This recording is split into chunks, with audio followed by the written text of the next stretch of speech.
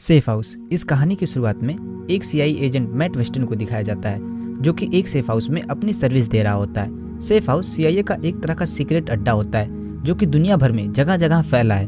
उनमें से एक ठिकाने पर मैट वेस्टन इस समय मौजूद है और ये सेफ हाउस साउथ अफ्रीका के केप टाउन में स्थित है। मैट को यहाँ रहते हुए कई दिन बीत गए होते हैं और आज अचानक से उसे सीआईए के हेडक्वार्टर से फोन कॉल आता है कि उसके यहाँ कुछ हाई प्रोफाइल एजेंट आने वाले हैं। थोड़ी ही देर में वे सारे एजेंट यहाँ तक पहुँच जाते हैं। इनके साथ टोबिन फ्रॉस्ट नाम का एक आदमी होता है जिसे लोग पकड़ कर लाए होते हैं। टोबिन फ्रॉस्ट पहले सीआईए के लिए काम करता था, बाद में उसने सीआईए के सीक्रेट को बेचना शुरू कर दिया।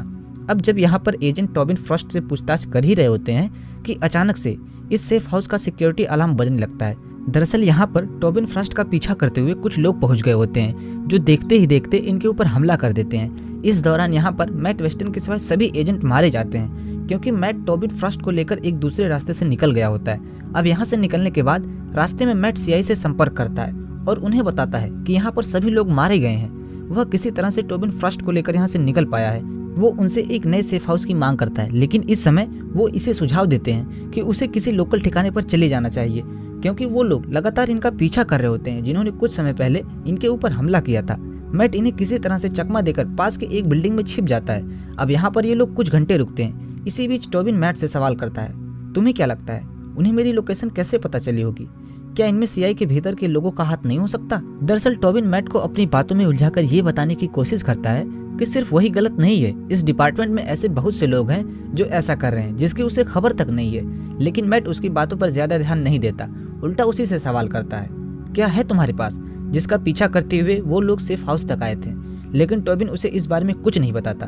दूसरी तरफ सीआईए हेडक्वार्टर से मैट को संपर्क किया जाता है और उसे एक नए सेफ हाउस की लोकेशन बताई जाती है।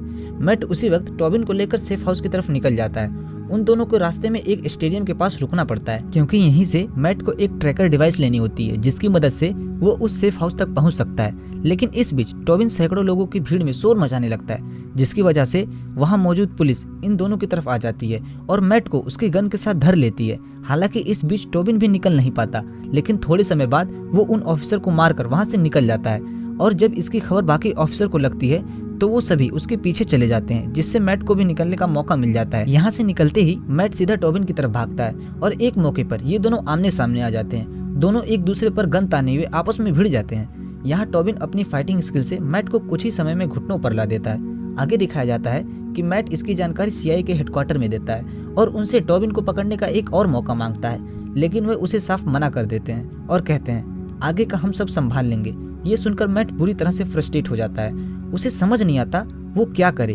वो इन सबसे बेहद परेशान हो जाता है और आखिर में फैसला करता है कि अब चाहे जो हो जाए वो टोबिन को पकड़ कर ही रहेगा। दूसरी तरफ टोबिन अपने एक दोस्त के घर जाता है और वहाँ उसे एक नए फोटो आईडी पासपोर्ट की मांग करता है और वे देने के लिए राजी भी हो जाता है। और जब वो एक नई आईडी बना रहा होता है उसी बीच इन पर हमला हो जाता है। इस हमले में टोबिन का दोस्त मारा जाता है, लेकिन टोबिन किसी तरह से बचकर यहाँ से निकल जाता है।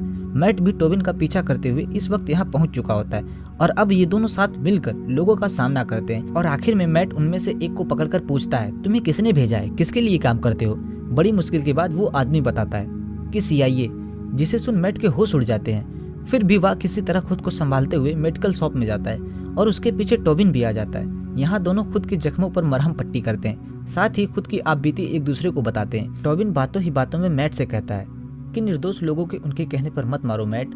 मैट एक साफ दिल का इंसान होता है। यही वजह होती है कि टोबिन उसे बार बार इन सब से दूर निकल जाने के लिए कहता है, लेकिन अभी भी उसे इस बात पर पूरी तरह से भरोसा नहीं आया होता कि सीक्रेट इंटेलिजेंसी जिसके ऊपर देश की नींव खड़ी होती है वो ऐसा भी कर सकती है। इसीलिए वो टोबिन को साथ लिए उसी सेफ हाउस की तरफ निकल जाता है। वहाँ पहुँचने के बाद वो उस सेफ हाउस के हाउसकीपर से सीधा कांटेक्ट नहीं करता, बल्कि उसे गन साइड पर लेकर अपने काम से दूर रहने की सलाह देता है। यहाँ पर सबसे पहले मैट टोबिन को एक पाइप से लॉक करके अपने सीनियर से कांटेक्ट करके उसे यहाँ बुलाता है। इसी बीच वह बहुत ही अटेंटिव होता है। कहीं न कहीं उसे यकीन हो गया होता है कि इस पूरे सिस्टम में एक बहुत बड़ा लूप होल है। मैट को हाउसकीपर कई बार समझाते हुए कहता है कि वो सेफ है, यहाँ पर उसे कोई खतरा नहीं। उसके दोबारा इस बात पर जोर देने पर मैट थोड़ा रिलैक्स हो जाता है कि अचानक से वह हाउसकीपर उस पर हमला कर देता है। दोनों के बीच काफी समय तक लड़ाई होती है और इस लड़ाई में वह हाउसकीपर मारा जाता है, लेकिन इस सब में मैट बुरी तरह से घायल हो जाता है। वो किसी तरह घिसटते हुए टोबिन के पास जाता है और उसे हथकड़ी की चाबी देकर यहाँ से जल्द निकल जाने के लिए कहता है। टोबिन आजाद होते ही यहाँ से निकल जाता है और मैट वहीं बेहोश हो जाता है। कुछ घंटे बाद जब मैट की आंखें खुलती है तो उसके सामने उसका सीनियर बैठा होता है। वो मैट से उसकी हालचाल लेने के बाद टोबिन के बारे में पूछता है कि क्या उसके पास कुछ ऐसा था जिसे लेकर वो भाग रहा था, उसने तुमसे कुछ बताया? और मैट कहता है हाँ, वो फाइल जिसमें तुम्हारा नाम है। उसका सीनियर कहता है हाँ, अकेले मेरा ही नहीं, बहुत से लोगों का नाम है। इसी समय घर के बाहर गोली चलने की आवाज आती है, जिसे सुन मैट का सीनियर और उसके लोग बाहर चले जाते हैं और बाहर वो लोग टोबिन की गोलियों का शिकार हो जाते हैं। लेकिन मरते मरते मैट का सीनियर टोबिन को गोली मार देता है और टोबिन मरते मरते मैट को सभी सीक्रेट फाइल दे जाता है, जिसे कुछ समय बाद वो मीडिया में टेलीकास्ट कर देता है। जिसके बाद CIA का पूरा काला चिट्ठा अमेरिका के साथ साथ पूरी दुनिया के सामने आ जाता है और इसी के साथ ये कहानी खत्म हो जाती है।